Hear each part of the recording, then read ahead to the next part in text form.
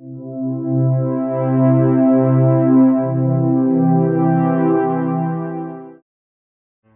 was boarding then in college, and I remember quite vividly that I was looking very straight and proper since it was 7 in the morning. I sat down and was reading the papers when it brought to me the news of my uncle's death.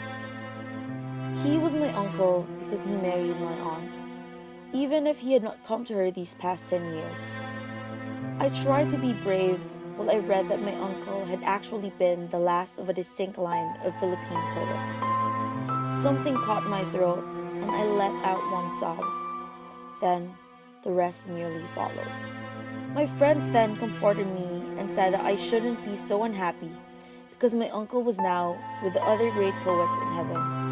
At which I really howled in earnest because my uncle had not only deserted poor Aunt Sophia, but had also been living with another woman these many years. And most horrible of all, he had probably died in her embrace. Perhaps I received an undue amount of commiseration for the death of the delinquent husband of my aunt, but it wasn't my fault because I never really lied about anything. Only, nobody thought to ask me just how close of an uncle he was. I couldn't possibly refuse when I was asked to write on my uncle.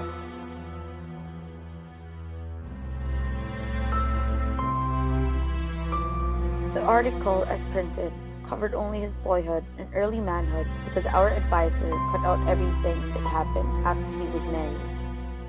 She said that the last half of his life was not exactly poetic, although he still maintained that in his vices, as in his poetry, he followed closely the pattern of the great poets that he had admired since he was really small.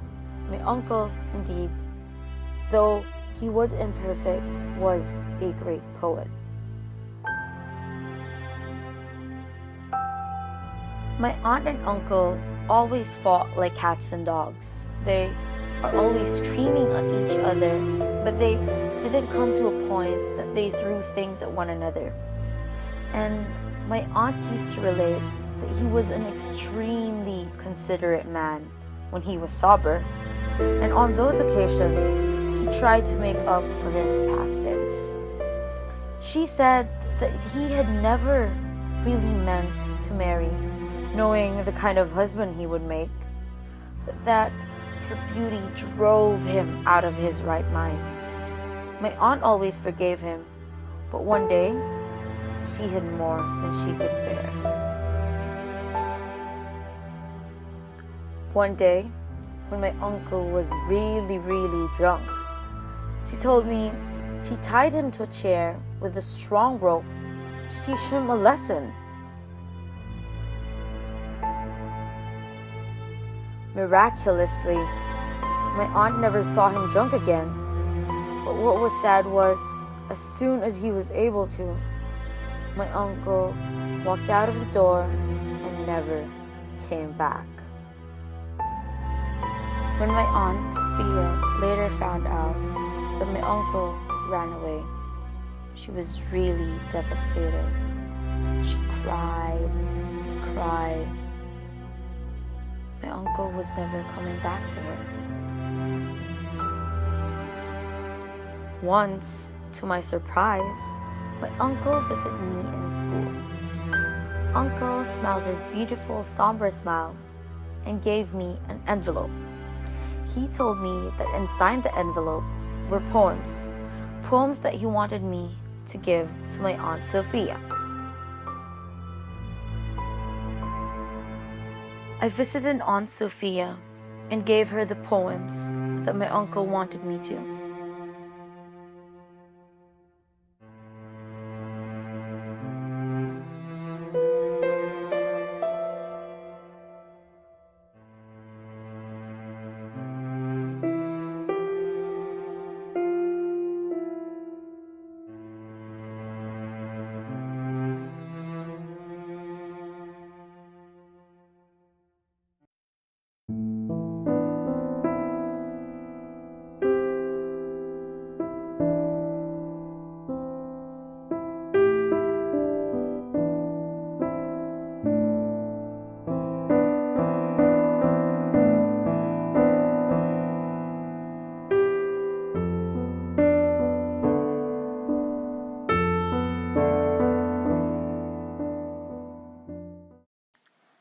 It began to be a habit with Aunt Sophia to drop in and to talk to Mama for a period of time.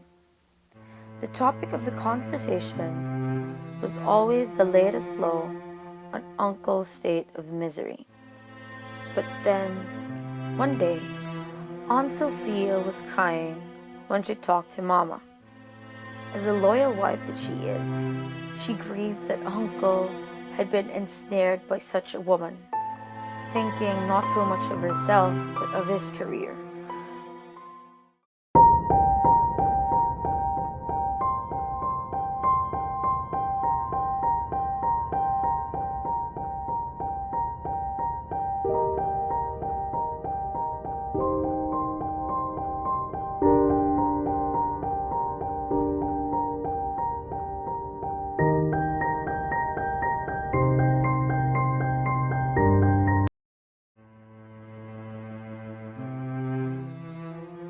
The other woman who my uncle had been for the past 10 years went inside the chapel.